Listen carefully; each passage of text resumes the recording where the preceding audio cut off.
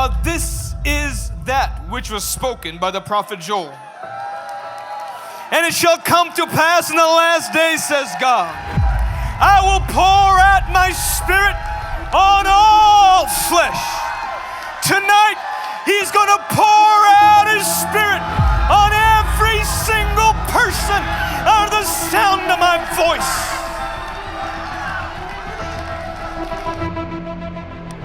This lady had scoliosis, and it's actually hereditary, so her mother had it and she had it.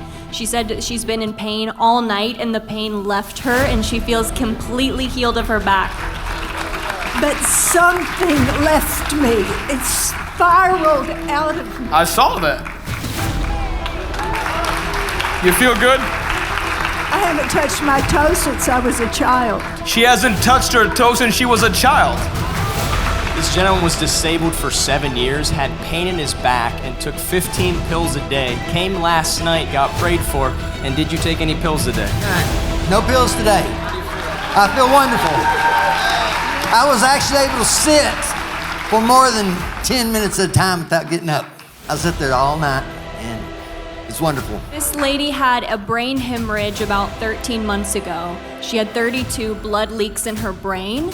And she said she could not walk like this, talk like this, and she is completely healed. You couldn't do that before. I could not walk. I was crawling. And you couldn't speak like that before? I could not speak. No.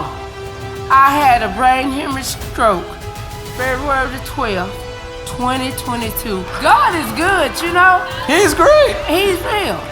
This gentleman was in an accident in 2012 and had had used that cane ever since, and tonight, I don't need it no more.